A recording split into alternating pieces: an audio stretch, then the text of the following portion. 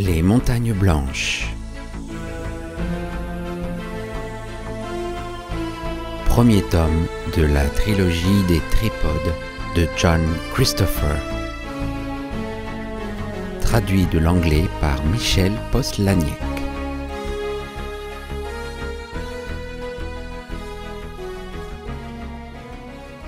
Chapitre 2. Ozymandias. Ce ne fut qu'après la cérémonie que je compris à quel point j'avais été précédemment tributaire de mon amitié pour Jack. Notre alliance m'avait isolé des autres garçons d'à peu près mon âge dans le village et en dehors. Je suppose que j'aurais pu surmonter cela. Joe Baith, le fils du charpentier, me fit des avances amicales, par exemple. Mais dans l'humeur où j'étais, je préférais rester seul. J'allais au repère et y restais des heures à méditer sur tout cela. Henry y vint une fois, me fit quelques remarques moqueuses et nous nous sommes bagarrés. Ma colère était si forte que je l'ai battu d'une façon décisive. Après, il s'est tenu à l'écart. De temps en temps, je rencontrais Jack et nous échangions quelques mots insignifiants. Il était aimable mais distant, comme si notre amitié était en suspens, qu'il attendait de l'autre côté d'un gouffre que je devais traverser à mon tour, et qu'alors tout serait comme avant. Cela ne me consolait pourtant pas, car celui qui me manquait, c'était le Jack d'autrefois qui avait disparu pour toujours. Cela m'arriverait-il aussi? Cette idée m'effrayait, et j'essayais de la chasser, mais elle revenait continuellement. Je ne sais pourquoi, au milieu de ces doutes, ces craintes et ces ruminations, je me suis mis à m'intéresser aux vagabonds. Je me rappelais la remarque de Jack et me demandais comment il aurait été si la cérémonie n'avait pas marché. Il n'aurait sans doute déjà plus été au village.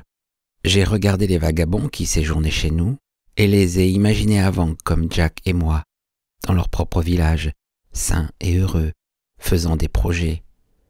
J'étais le fils unique de mon père et il était prévu que je reprenne le moulin un jour. Mais si la cérémonie ne réussissait pas? Ils étaient trois, deux arrivés récemment et un troisième qui était là depuis plusieurs semaines.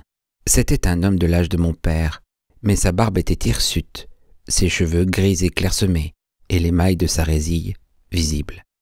Il passait son temps à ramasser les pierres dans les champs près du village et il construisait un tumulus à l'extérieur de la maison des vagabonds. Il en ramassait peut-être 20 par jour, chacune grosse environ comme la moitié d'une brique. Il était impossible de comprendre pourquoi il choisissait une pierre plutôt qu'une autre, ni la raison de ce tumulus. Il parlait très peu, utilisant les mots comme un enfant qui apprend à s'exprimer.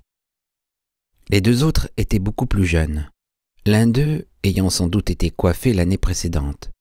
Il parlait beaucoup, et ce qu'il disait semblait presque sensé sans l'être jamais complètement. Le troisième, un peu plus âgé, pouvait se faire comprendre, mais le faisait rarement. Il semblait plongé dans une grande tristesse et restait toute la journée étendu dans la rue, près de la maison, à regarder le ciel. Il resta après le départ des autres qui eut lieu le matin pour le plus jeune et l'après-midi du même jour pour le bâtisseur. Le tas de pierres resta ainsi, inachevé et sans signification. Je l'ai regardé ce soir-là et me suis demandé ce que je ferais 25 ans plus tard. Je moudrais le grain au moulin? Peut-être. Ou peut-être que j'errerais dans la campagne, vivant de charité, occupé à des futilités. Pourtant, l'alternative n'était pas si tranchée que je le pensais. Je ne sais pas pourquoi, mais j'ai cru comprendre ce que Jack avait voulu dire cet autre matin, dans le repère.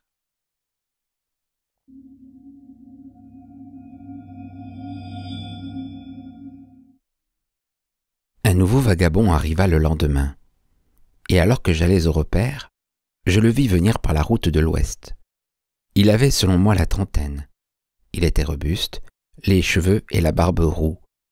Il avait un bâton de frêne et le petit ballot habituel sur le dos, et il chantait tout à fait juste en marchant. Il me vit et s'arrêta de chanter. « Comment s'appelle cet endroit ?» demanda-t-il.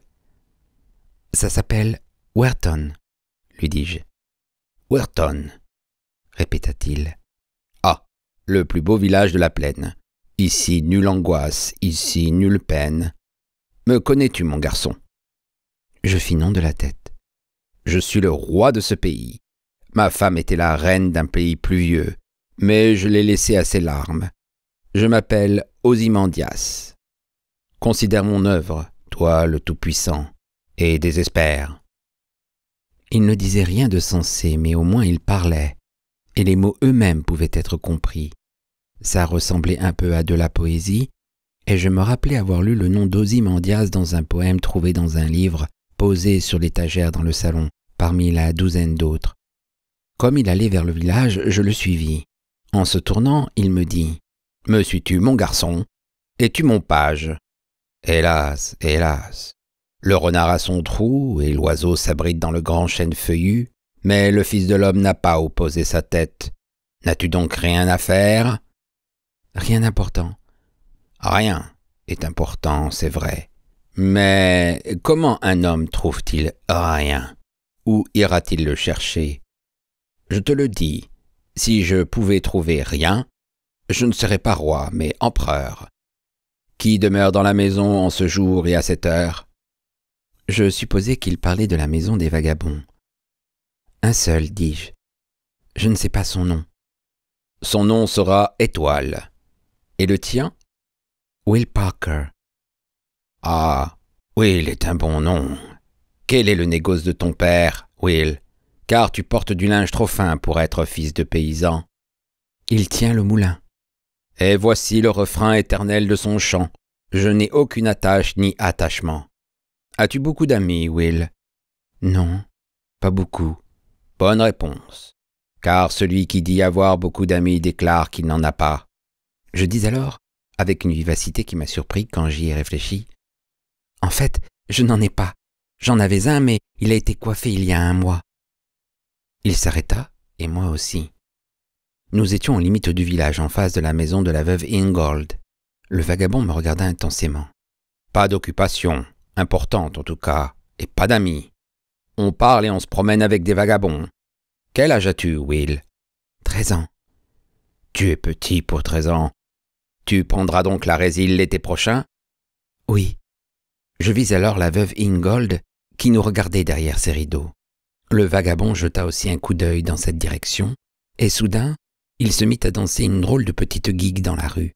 Il chanta d'une voix cassée « Sous la verte ramée, qui veut s'étendre à mes côtés et accorder son joyeux couplet à celui du doux oiselé ?»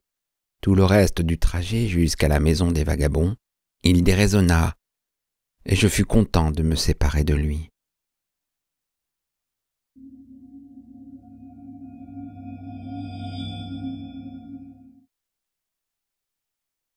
Mon intérêt pour les vagabonds avait été remarqué, et ce soir-là, mon père me prit à part. Il était quelquefois sévère, mais le plus souvent gentil, juste à la mesure de son discernement, mais il voyait le monde simplement en noir et blanc, et trouvait difficile d'être patient pour des choses qui lui paraissaient particulièrement idiotes. Il ne voyait aucune raison à ce qu'un garçon rôde du côté de la maison des vagabonds. Leur état était regrettable, et c'était un devoir humain de leur donner nourriture et abri. Mais ça devait s'arrêter là. On m'avait vu ce jour-là avec le dernier arrivé, qui semblait être encore plus fou que les autres. C'était stupide, et ça faisait jaser. Il espérait ne plus en entendre parler, et je ne devais aller dans la maison des vagabonds sous aucun prétexte. Est-ce que je comprenais? J'acquiesçais. J'ai bien senti qu'il y avait autre chose que le simple désagrément d'entendre jaser sur moi. Il pouvait avoir envie d'écouter, de loin, les nouvelles des autres villages et de la ville, mais pour les commérages et les méchants ragots, il n'éprouvait vraiment que du mépris. Je me suis demandé si sa crainte ne concernait pas quelque chose de très différent et de bien pire. Quand il était jeune, il avait eu un frère aîné qui était devenu vagabond. On n'en avait jamais parlé à la maison, mais Jack me l'avait dit il y avait très longtemps. Certains disent que ce genre de faiblesse se transmet dans les familles, et il pensait peut-être que mon intérêt pour les vagabonds était un mauvais présage pour la cérémonie de l'année suivante. Cela n'était pas logique, mais je savais qu'un homme ne supportant pas la sottise des autres pouvait bien avoir ses propres faiblesses. En conséquence de quoi, ajouté à mon propre embarras devant la façon dont le nouveau vagabond s'était comporté en public, Je pris en quelque sorte la résolution de faire ce qu'on me disait, et pendant 2 jours, je gardai mes distances. 2 fois, je vis l'homme qui se nommait Ozymandias faire le clown et parler seul dans la rue, et je m'écartais.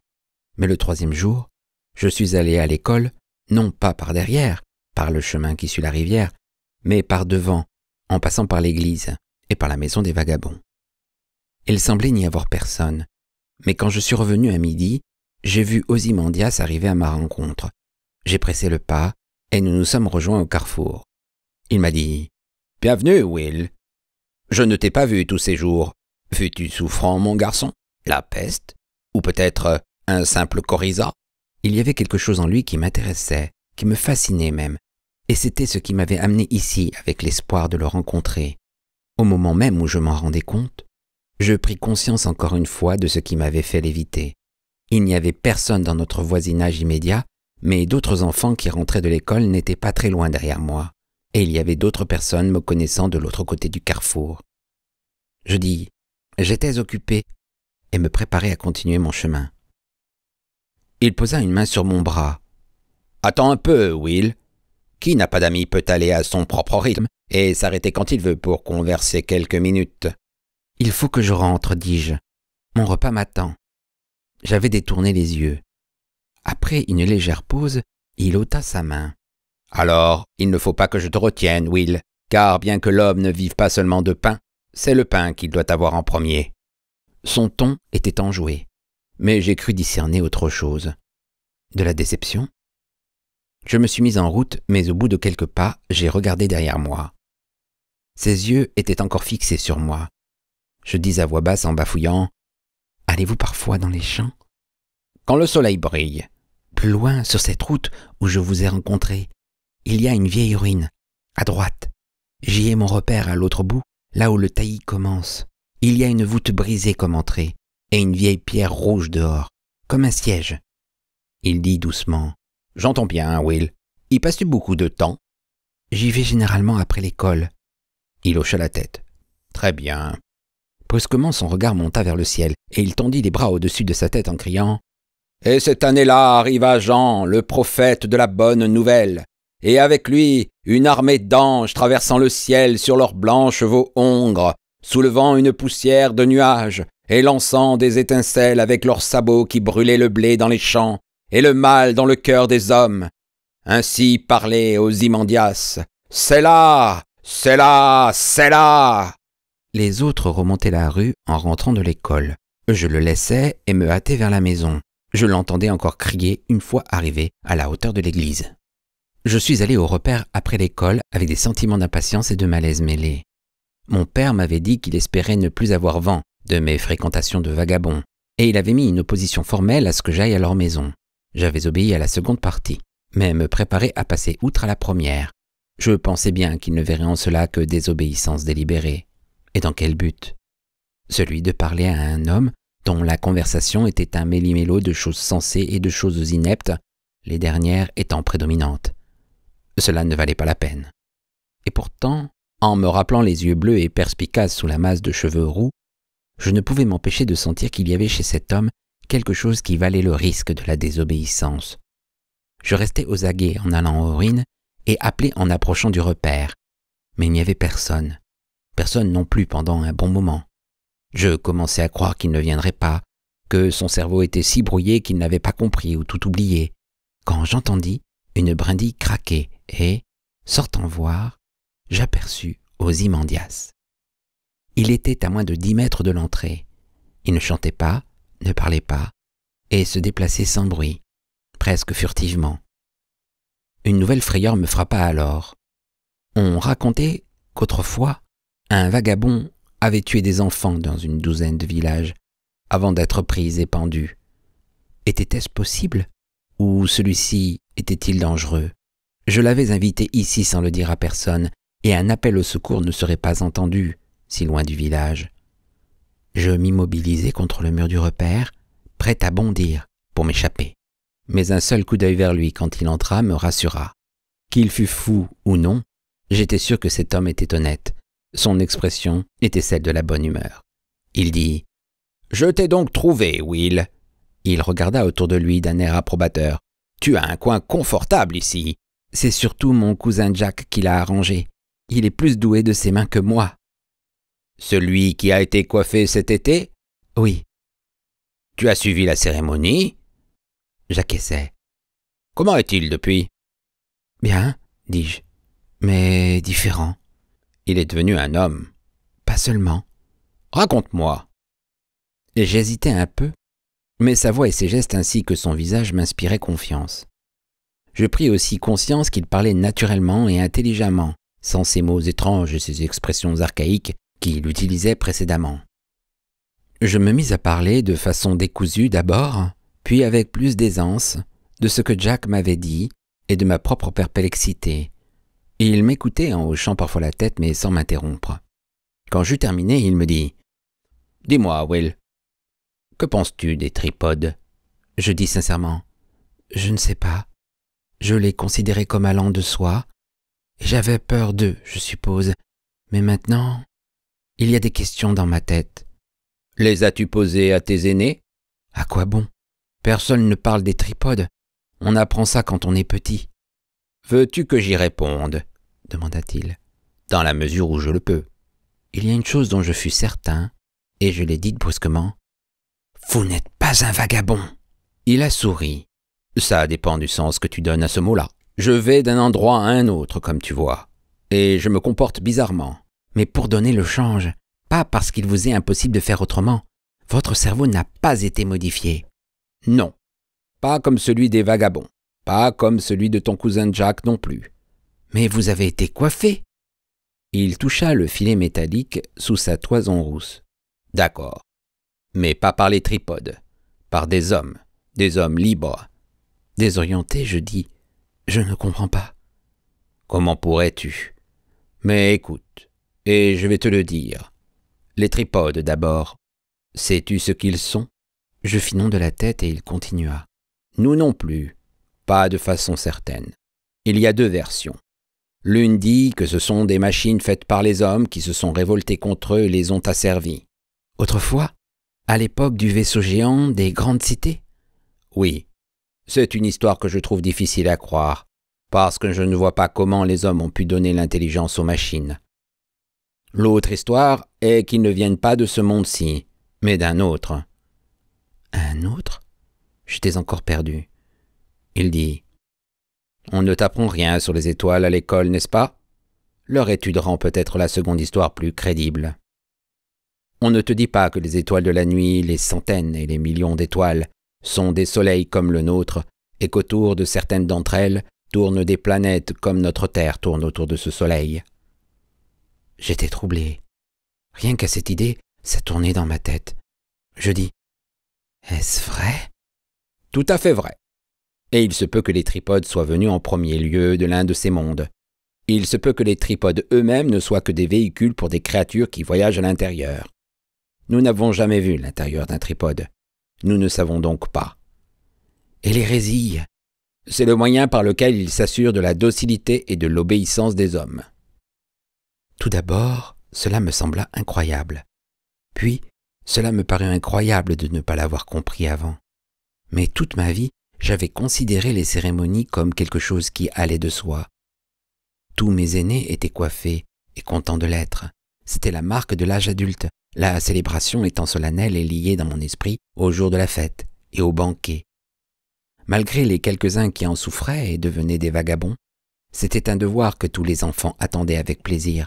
Je n'avais commencé à avoir quelques doutes que récemment, quand on avait pu compter les mois restants, et ces doutes étaient flous et tenaient mal contre l'assurance des adultes.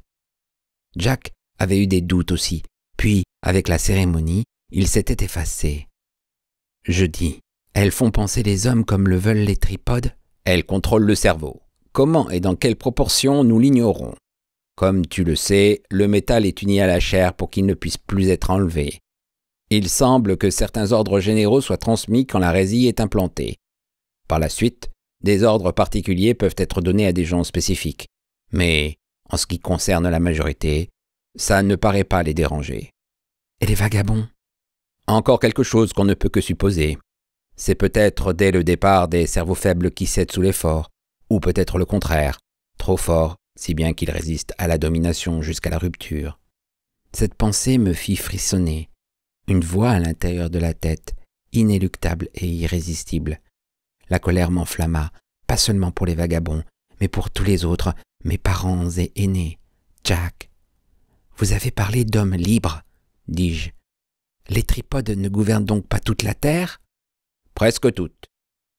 Il n'y a pas de pays sans eux, si c'est ce que tu veux dire. Écoute, quand les tripodes sont arrivés ou quand ils se sont révoltés, il y a eu des choses terribles. Les villes furent détruites comme des fourmilières et des millions de gens furent tués ou moururent de faim. Des millions. J'essayais d'imaginer, mais impossible.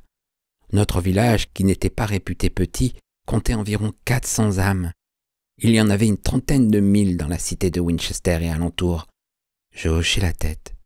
Il continua. Ceux qui restèrent furent coiffés par les tripodes, et une fois coiffés, ils servirent les tripodes et les aidèrent à tuer et à capturer d'autres hommes. Ainsi, en une génération, les choses devinrent à peu près ce qu'elles sont maintenant. Mais dans un endroit au moins, quelques hommes échappèrent. Loin au sud, de l'autre côté de la mer, il y a de hautes montagnes, si hautes que la neige y reste toute l'année. Les tripodes préfèrent les basses terres, peut-être parce qu'ils y voyagent plus facilement ou parce qu'ils n'aiment pas l'air raréfié des hauteurs. Ce sont donc des lieux que des hommes agiles et libres peuvent protéger contre les coiffés qui vivent dans les vallées environnantes. En fait, nous dévalisons leurs fermes pour manger. Nous ? Vous venez donc de là-bas ?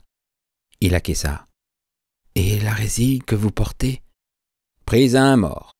Je me suis rasé et elle a été moulée sur mon crâne. Une fois mes cheveux repoussés, il était difficile de la différencier d'une vraie résille. Mais elle ne donne pas d'ordre. Ainsi, vous pouvez voyager comme un vagabond, dis-je, et personne ne vous soupçonne. Mais pourquoi ? Dans quel but ? En partie pour observer et rapporter ce que je vois. Mais il y a quelque chose de plus important. Je suis venu pour toi. Je fus interloqué. Pour moi ?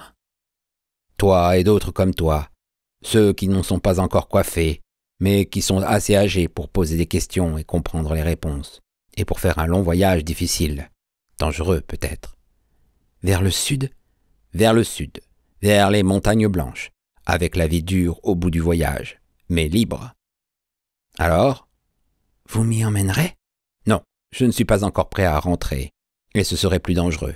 Un garçon voyageant seul peut être un fuyard ordinaire, mais s'il voyage avec un vagabond, il faut y aller seul, si tu décides de partir. La mer, dis-je. Comment la traverser ? Il me regarda et sourit. C'est le plus facile, et je peux t'aider pour le reste aussi. Il sortit quelque chose de sa poche et me le montra. Sais-tu ce que c'est ? J'acquiesçai. J'en ai déjà vu. Une boussole. L'aiguille désigne toujours le nord. Et ceci ? Il glissa la main à l'intérieur de sa tunique. Il y avait un trou dans la couture. Il y enfonça ses doigts et prit quelque chose qu'il extirpa. C'était un long cylindre de parchemin qu'il déroula et étala par terre, en mettant une pierre à un bout et en maintenant l'autre. Je vis un dessin, mais je n'y compris rien. « Ça s'appelle une carte, dit-il. Les coiffés n'en ont pas besoin, tu n'en as donc jamais vu. Elle te montre comment atteindre les montagnes blanches. Regarde là, cela représente la mer. Et ici, en bas, les montagnes. » Il m'expliqua toute la carte, me décrivant les repères que je devais chercher et me disant comment utiliser la boussole pour trouver mon chemin. Et pour la dernière partie du voyage, au-delà du grand lac, il me donna des instructions que je devais mémoriser. Ceci au cas où la carte serait découverte. Il me dit « Mais garde-la bien, au cas où. Tu peux faire un trou dans la doublure de ta tunique comme j'ai fait ?»« Oui, je la mettrai en sécurité. » « Il ne reste que la traversée de la mer. Va jusqu'à cette ville. » Il me la montra. « Tu trouveras des bateaux de pêche pour le port. L'Orion appartient à l'un des nôtres. Un homme grand, très basané, avec un long nez et des lèvres minces. Il s'appelle Curtis, le capitaine Curtis. Va le trouver. Il te fera traverser la mer. C'est là que les difficultés commencent. Il parle une langue différente là-bas. Tu ne dois pas te faire voir ni parler, et tu dois apprendre à voler ta nourriture en chemin. Je peux faire ça. Parlez-vous leur langue? Celle-là et d'autres, comme la tienne. C'est pour cette raison qu'on m'a donné cette mission. Il sourit. Je peux être fou en 4 langues. Je dis, c'est moi qui suis allé vers vous. Si je ne l'avais pas fait, je t'aurais trouvé. J'ai un don pour découvrir les garçons qu'il faut, mais tu peux m'aider maintenant. Y en a-t-il d'autres dans les environs qui méritent le dérangement? Je hochai la tête. Non, aucun. Il se leva, étira ses jambes et se frotta le genou. Demain, je m'en irai donc. Laisse-moi une semaine avant de t'en aller, pour que personne ne soupçonne le lien entre nous. Avant que vous ne partiez? Oui. Pourquoi ne détruisent-ils pas les hommes complètement, au lieu de les coiffer? Il haussa les épaules. Nous ne pouvons pas lire leurs pensées, il y a beaucoup de raisons possibles. Une partie de la nourriture que vous cultivez ici sert aux hommes qui travaillent sous la terre, exploitant les mines de métal pour les tripodes. Et en certains endroits, il y a des chasses à courre. Des chasses à courre?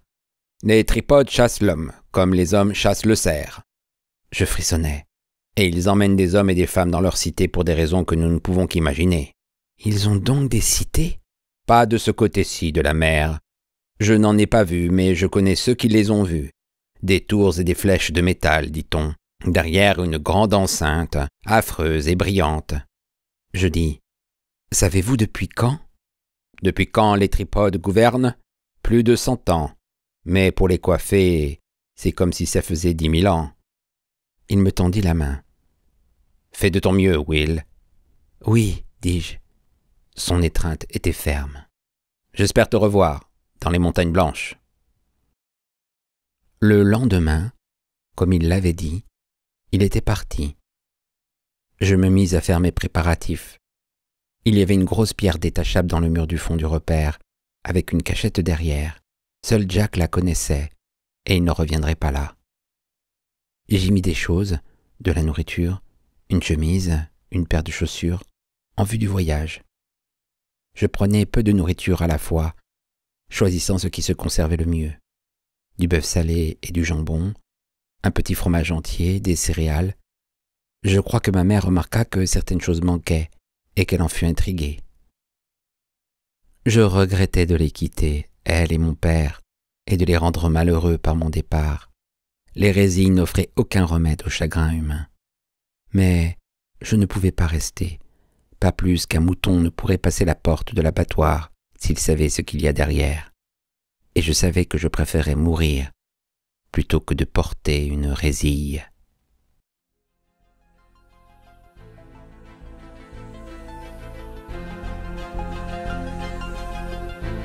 C'était Les Montagnes Blanches, tome 1 de la trilogie des tripodes, de John Christopher, chapitre 2, Ozymandias.